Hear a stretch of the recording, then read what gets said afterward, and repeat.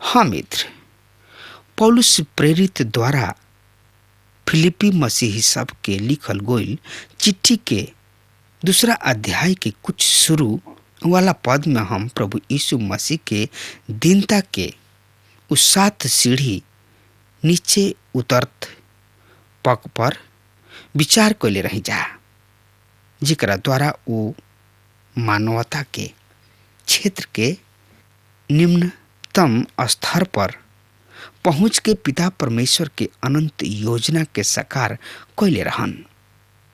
और आज हमने के देखे के मसीह यीशु के महानता के ओर ऊपर बढ़त 7 गो पग, यह परमेश्वर के मस्तिष्क मसीह यीशु के महिमा। यह महान कार्य के पश्चात परमेश्वर उनका के अभूतपूर्व महिमा प्रदान कैलन। मित्रता एकरा बारे में ज्यादा से ज्यादा जानकारी खातिर वह हमरा संगे आपन पवित्र शास्त्र बाइबल निकाल लेनी। हाँ तो ओमे देखी फिलिपियो के पत्री 2 अध्याय के 9 पद ए तरी से बता रहा बा। सुनि ध्यान से, हम यह पद के रोज सामने पढ़ रहा बनी।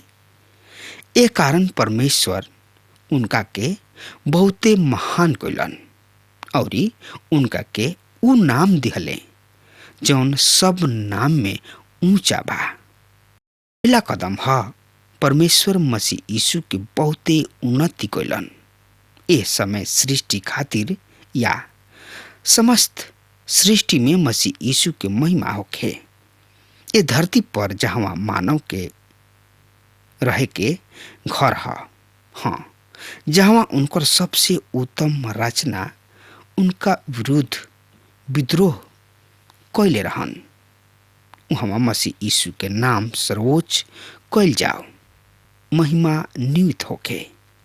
ए छोट ग्रह पृथ्वी के एगो घटना अन्य सब गृह अथवा नक्षत्र में सर्वोच्च महत्व के स्थान दे देले। सृष्टिकर्ता परमपिता परमेश्वर के बेटा प्रभु यीशु मसीह यहाँ अलन 33.5 बरिस ए पर घूम फिर के प्रचार करत रहले और परमेश्वर योजना के पूरा करे में आपन जान दे दिले।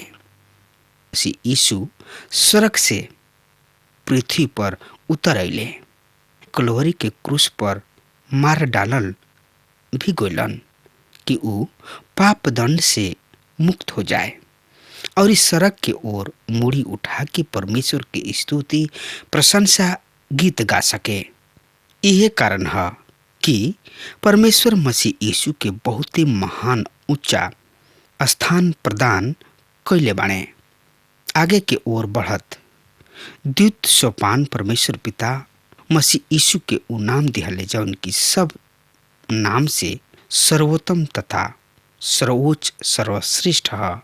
कल्पना करी, एगो नाम, केवल एगो ऐसा नाम जौन की आदम से लेके उजर सिंहासन तक जनता मनुष्य भले या होके वाला बने। उस समान में सर्वोच्च नाम श्रेष्ठ नाम है।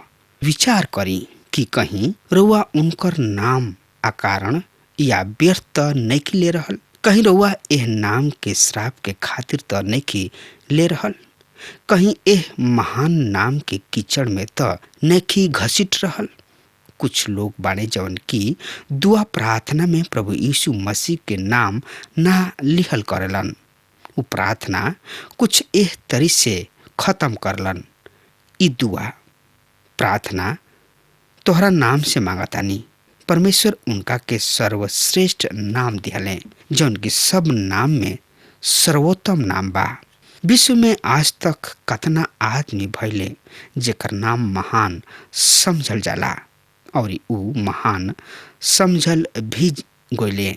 मूसा, सामुएल, दाऊद, एलिया, एलिसा, एशिया, यूहन्ना, पौलुस, पतरस, ये सब नाम से कहीं अधिक ऊंचा बा एगो नाम, प्रभु यीशु मसीह के नाम, सर्वोच्च नाम, स्वर्गदूत सबसे भी ऊंचा नाम।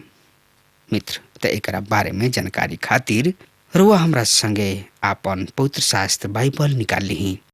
फिलिपियो के पत्री 2 अध्याय के 10 पद एह तरी से बता रहल बा।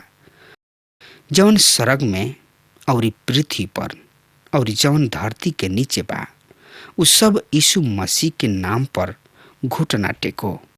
ए पद में मसीह यीशु के आगे के अगला 3 कदम यानी कि पग दिखाई दे रहल बा।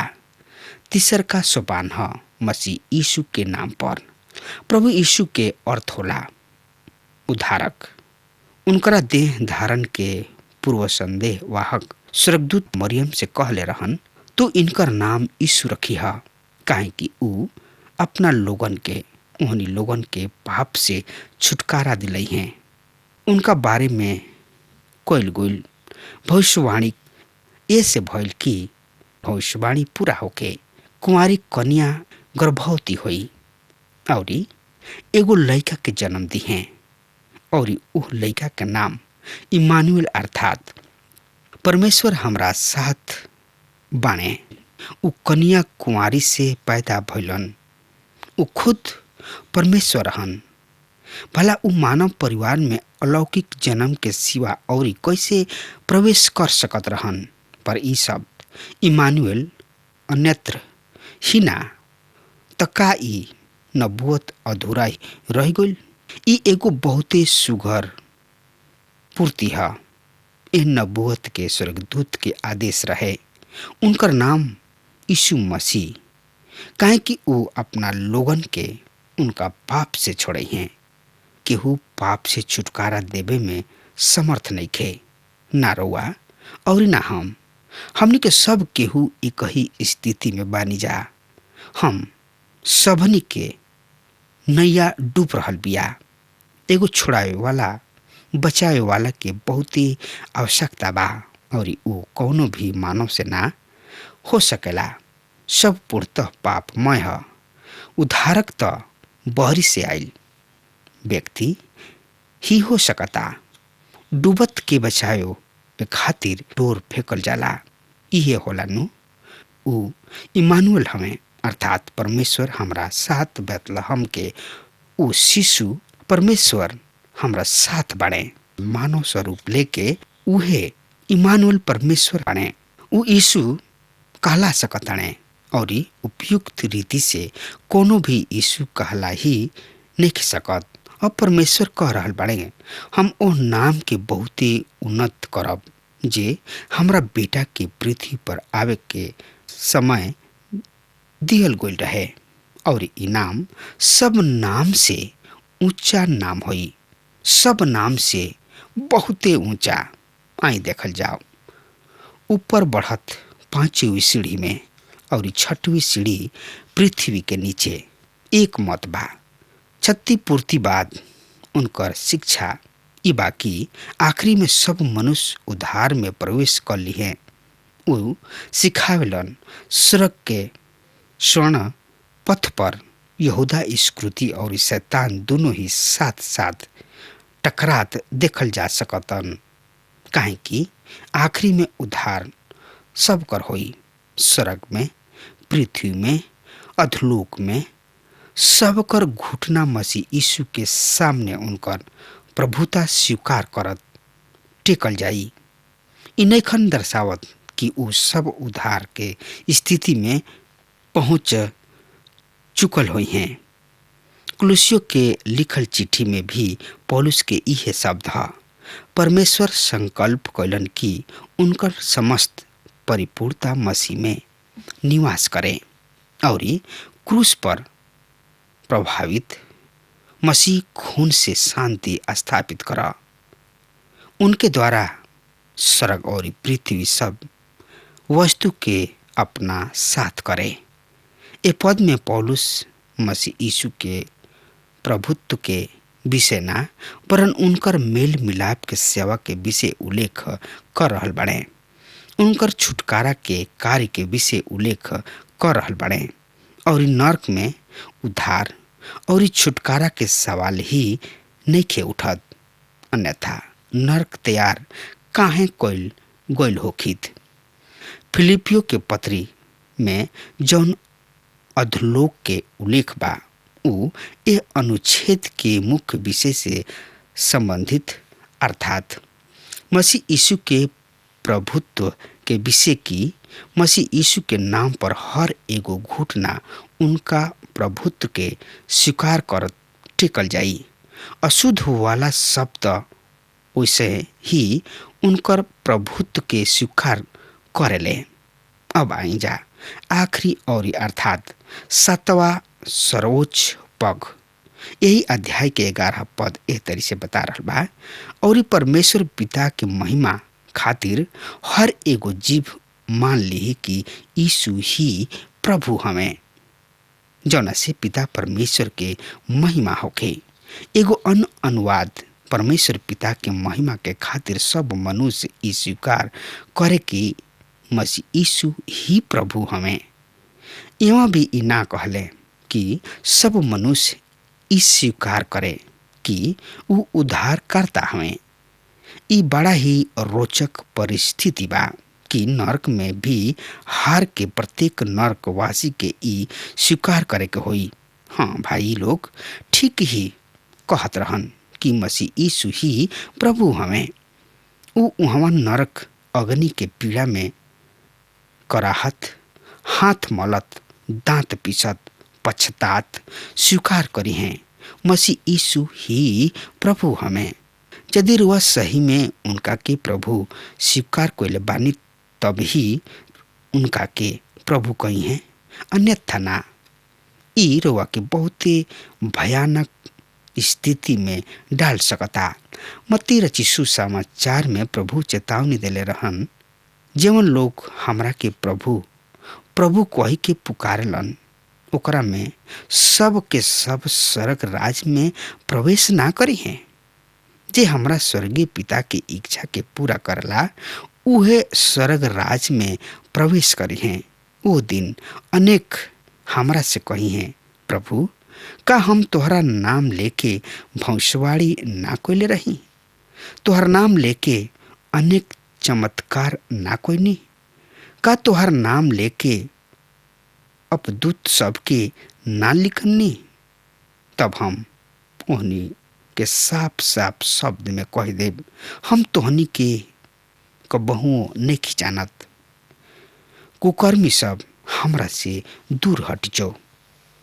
देखनी यहाँ रुआ यहाँ 3 गो विषय के बखान बा, नबूवत, अपदूत अर्थात अशुद्ध आत्मा सबके मनुष्य सब में से निकालल, और हम चमत्कार बड़ा ही सरलता पूर्वक ई मान बैठल बानी जा कि ई तीनों कार्य केवल परमेश्वर ही अर्थात पवित्र आत्मा ही के करे में सक्षम बा। उनकर नाम पवित्र आत्मा के वरदान अर्थात पवित्र आत्मा द्वारा दिहल गुल क्षमता में भी कइल गुल बा। यहाँ हम एगो बात साफ यानी कि स्पष्ट करे चाहतानी कि यहाँ हम नबूवत शब्द प्रयोग में ला रहल बानी। नबी परमेश्वर के सेवक प्रतिनिधि भइल करेलन, अतः कुछ अनुवादक भविष्यवक्ता कही के काम चला रहल बने और कुछ एकरा के मसीही रूप देवे के नाम पर दमे व जोड़ के भविष्यवक्ता कर रहल बने, और नबी खातिर ठहरावल गइल सेवा के निर्वाह कोनो रीति से ना कइल करेलन। नबी केवल भविष्य के घटना सब के घोषणा ही ना और भी बहुते करत रहले। अगर हमार बात रउआ सुन रहल बानी तो यही घड़ी रउआ प्रभु यीशु मसीह के प्रभु कही के, उद्धारकर्ता कही के, सृष्टिकर्ता कही के स्वीकार करी, काहे कि उहे महान परमेश्वर हवन। उनका से बढ़ के केहू नहीं खे कि रउआ उनकर स्तुति, ओकर प्रशंसा, ओकर बड़ाई करी। सिर्फ यीशु ही परमेश्वर हवन और उनके द्वारा ही राउर उद्धार बा। मित्र, अब हमार समय खत्म हो रहा बा। आज्ञा दी, परमेश्वर के बहुते बहुते आशीष देश। आमीन।